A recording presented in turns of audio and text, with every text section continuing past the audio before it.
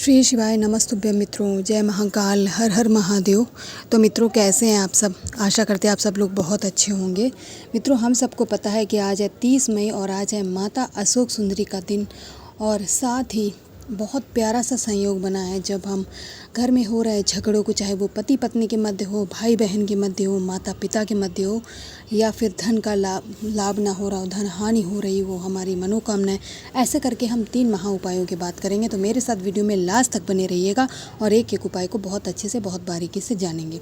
तो चलिए सबसे पहले उपाय की बात कर लेते हैं, जो घर में हो रहे लड़ाई झगड़े को समाप्त करने वाला उपाय है। जैसा कि मैंने बताया, ज़रूरी नहीं कि वो पति पत्नी के मध्य के झगड़े को ही आप समाप्त करने के लिए इस उपाय को करें। किसी भी पर्टिकुलर 2 इंसानों के मध्य हो रहे झगड़े को आपको समाप्त करने के लिए इस तरीके से पीले कनेर का एक फूल मात्र ले लेना है, ठीक है।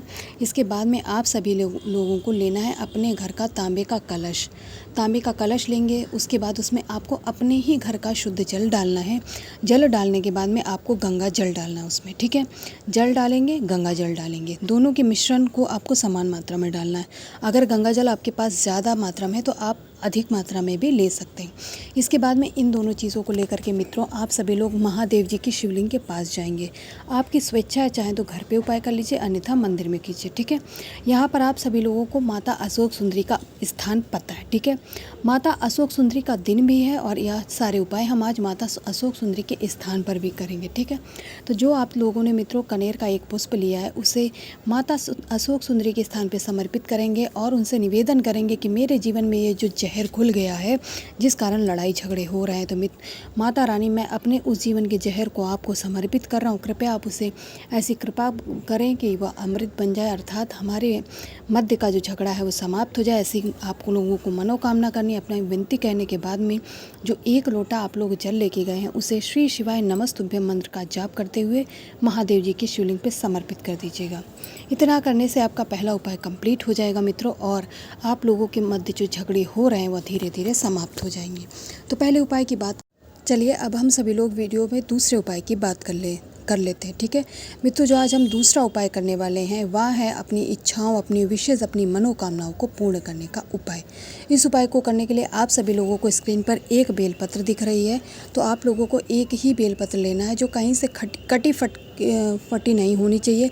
जैसी स्क्रीन पे दिख रही ऐसे ही आपको एकदम स्वच्छ और अच्छी होनी चाहिए। साथ ही में आप लोगों को लेना है पीला चंदन। पीला चंदन अगर सूखा है तो आप लोगों को उसका गीला सा पेस्ट बना करके पीले चंदन को उपयोग में लेना है, ठीक है मित्रों। इन दोनों चीज़ों को लेने के साथ में आप लोगों को लेना है तांबे का एक कलश, जिसमें आप लोग अपने घर का शुद्ध जल लेंगे और गंगा जल लेंगे, यानी कि एक बेलपत्र, थोड़ा सा पीला चंदन और तांबे के कलश में जल और गंगा जल का मिश्रण। इन तीनों चीज़ों को लेकर के मित्रों आप सभी लोग फिर से वहीं जाएंगे, यानी जो सबकी इच्छाओं को पूरे करने वाले हैं, जो सबकी मनोकामनाओं को सुनते हैं, महादेव जी के मंदिर जाएंगे मित्रों। उत्तर दिशा में मुख करके खड़े हो जाएंगे।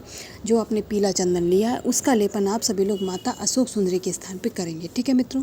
माता अशोक सुंदरी के स्थान पर सर्वप्रथम आप लोग लेपन करेंगे। इसके बाद इसी चंदन से थोड़ा सा चंदन निकाल करके आप महादेव जी की शिवलिंग पे लेपन करेंगे। और जब लेपन करेंगे तो आपको अपनी इच्छा, जो भी मनोकामना, जिस मनोकामना से आप यह उपाय कर रहे हैं मित्रों, आपको वो मनोकामना महादेव जी के सामने प्रकट करनी है, उनसे अपने हृदय की बात कहनी है। इसके बाद में जो आप एक बेलपत्र लिए उसे महादेव जी की शिवलिंग पे ऊपर समर्पित कर देंगे। बेलपत्र समर्पित करने के बाद अब आपके पास बचता है तांबे के कलश में जो आप लोग जल लेके गए हैं।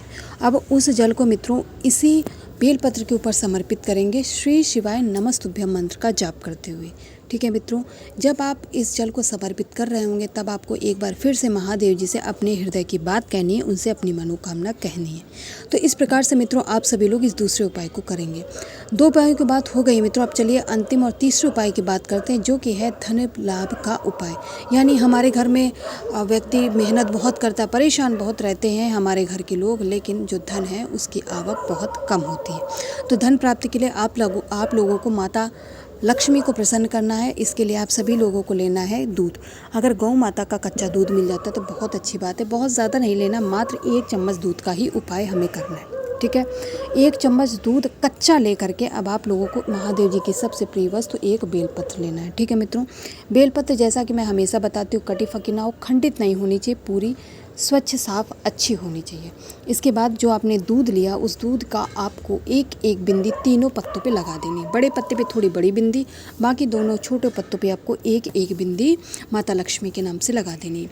इसके बाद में आप लोग इस बेलपत्र को लेंगे जिसे आपने दूध से तैयार किया है, और बेलपत्र लेने के बाद में तांबे का एक लोटा लेंगे मित्रों, कलश लेंगे, उसमें आपको अपने घर का शुद्ध जल और जल के साथ में गंगा जल, दोनों चीज़ें आपको लेने के डाल लेनी इसमें। इसके बाद इन दोनों चीज़ों को उठाएंगे और अपने इष्ट, अपने आराध्य भगवान शंकर के शिवलिंग के पास पहुँचेंगे मित्रों।